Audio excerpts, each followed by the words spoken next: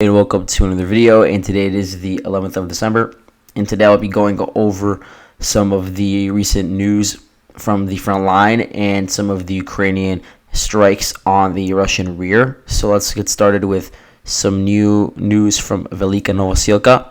Okay, so over here we've really seen the front line very static ever since Russia made their original breakthroughs into the Zaporizhia region in March. They really haven't been able to break through the Ukrainian line over here, and they have been trying to attack Velika Novosilka for months. They've been trying to advance north along this river for many months. They were able to secure some of the suburbs like Neskuchny, but that was a long time ago, really at the beginning of the war, and from then they just launched like these positional battles, but none of them were actually able to overrun the Ukrainian lines over here. There was one offensive, if I recall correctly, it was in August, that was aimed at the suburb of Remivka, which is just to the west of Velika Novosilka, and that had some limited success, which is why I had the map changed, and it's shown that the Russians have some sort of a foothold in the southwestern part of Remivka, but again, they would have to cross the river to get into Velika Novosilka.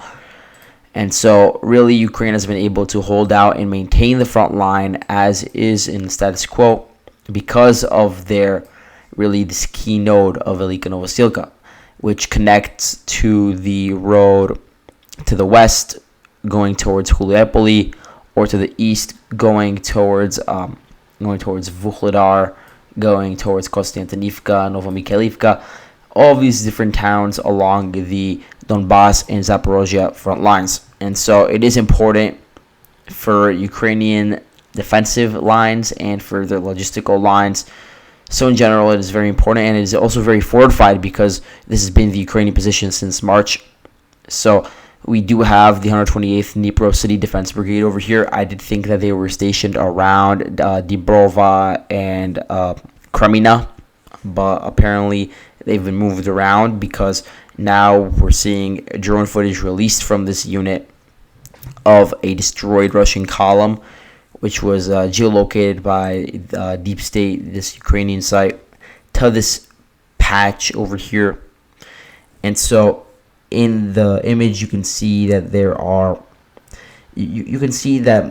5 BMPs and 1 tank that were destroyed, presumably by the 128th Brigade. And there are 2 128th Brigades, by the way. One of them is a Mountain Assault Division, and this one is a Territorial Defense Unit.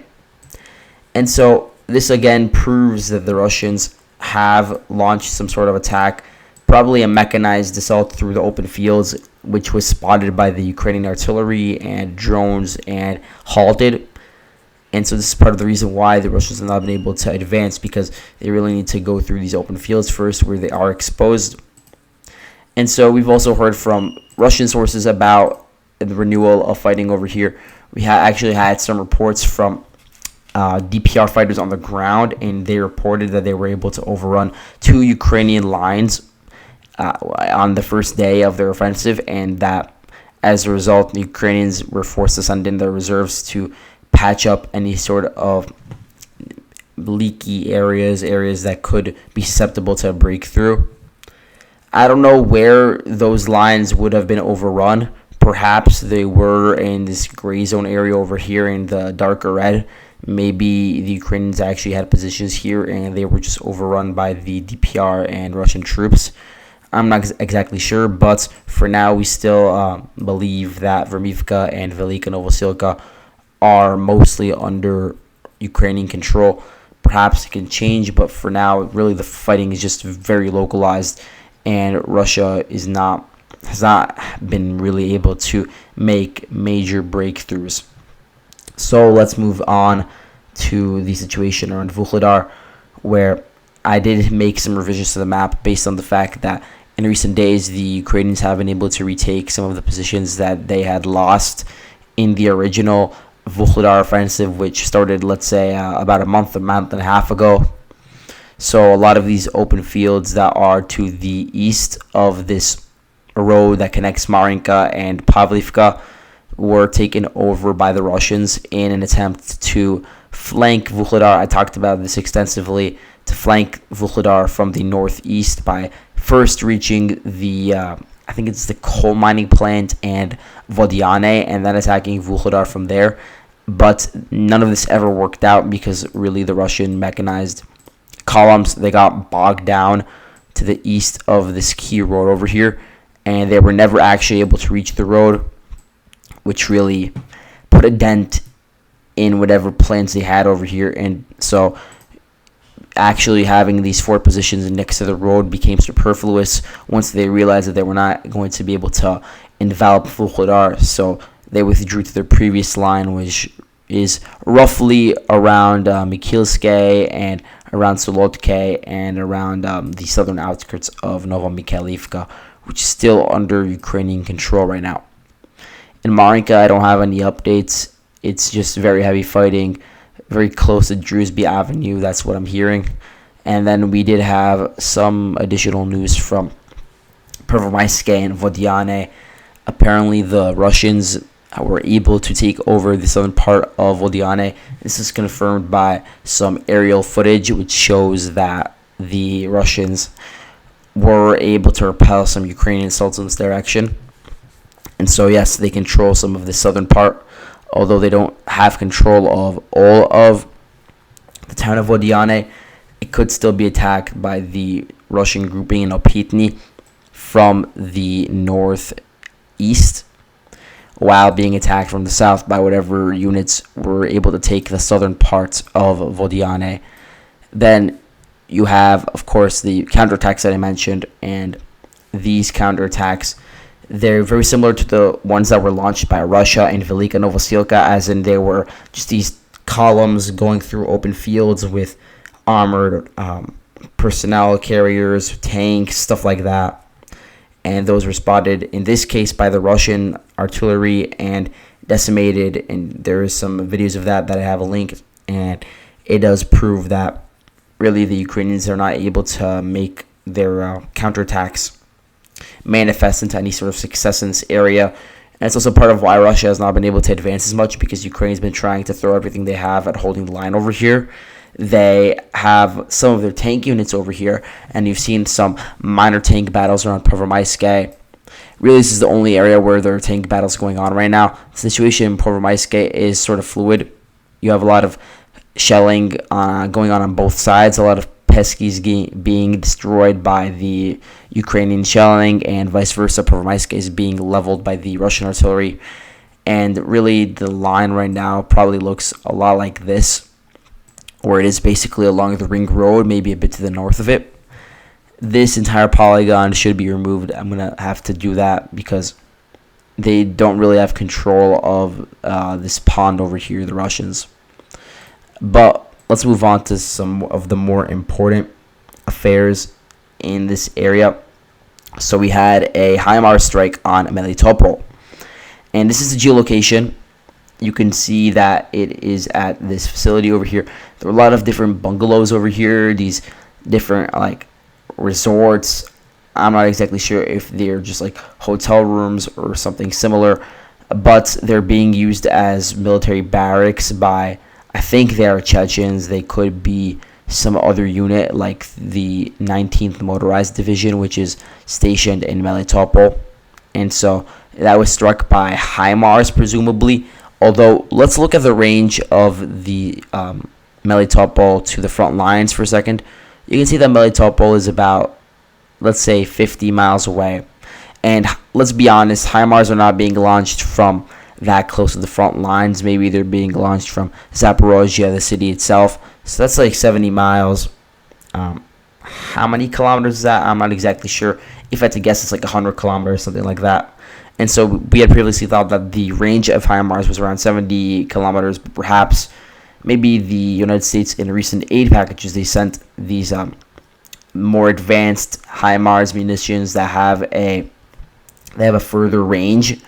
And so that's probably why they were able to hit Melitopol, which really hasn't been hit that much by the Ukrainians. We've seen really Melitopol been spared.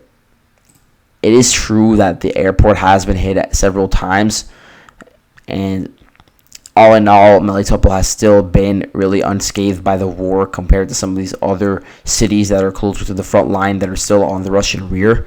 So it is interesting to see this happen. And we did get a lot of reports from Ukrainian sources, and especially from the mayor of Melitopol, the Ukrainian one, Ivan Fedorov. He was saying that there were 100 Russians killed in action in Melitopol. But really, this is a very unrealistic number. Even if all of these different troops were stationed all at once together in these barracks, it still seems unlikely just from one barrage that 200 troops would just die like that.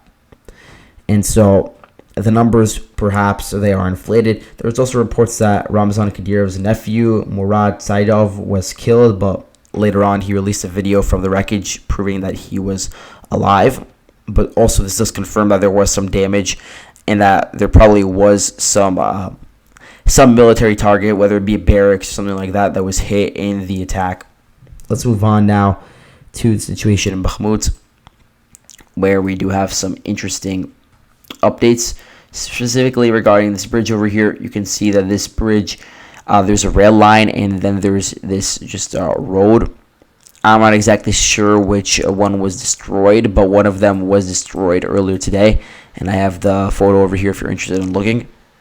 So there were rumors as to who was responsible. I heard from both sides that it was probably Russian saboteurs, and this does make sense because Ukraine hasn't shown that they want to withdraw from here, so why would they be destroying one of their supply lines?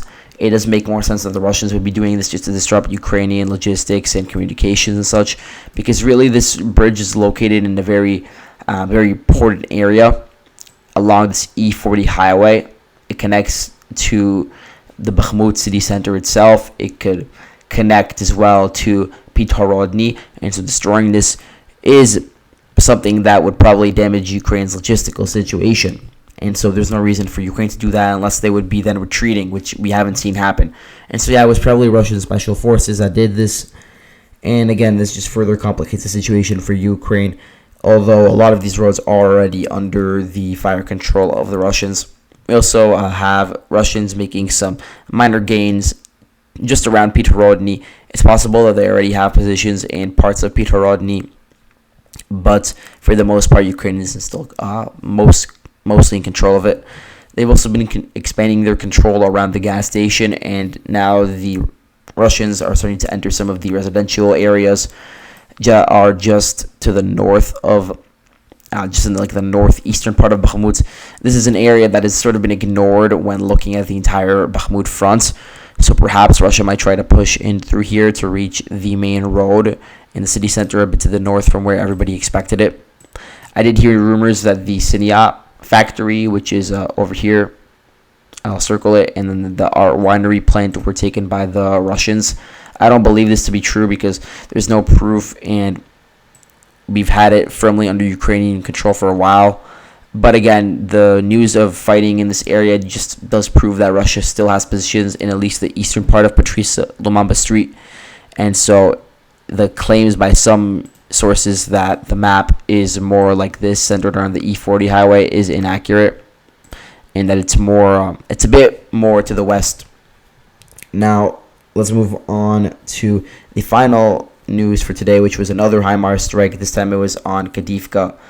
I think this one occurred yesterday, December 10th, and this one was on a hotel, which was, according to Ukrainian sources, being used by the Wagner group as a command post and also as a barracks. And so they claim that there were dozens of casualties, although no specific number was provided. Of course, we did see footage of the wreckage over there, and so I'm inclined to believe that some sort of barracks was hit. And you do see with barracks that there are a lot of casualties, which makes sense because you have all of these different soldiers congregating in a very dense area. And so it's possible that there were some casualties for the Wagner group, and this is what Ukraine is alleging, but perhaps those numbers were also inflated, just like what happened in Melitopol. But that's really it for today. Thank you all for watching, and I'll see you guys later. Bye-bye.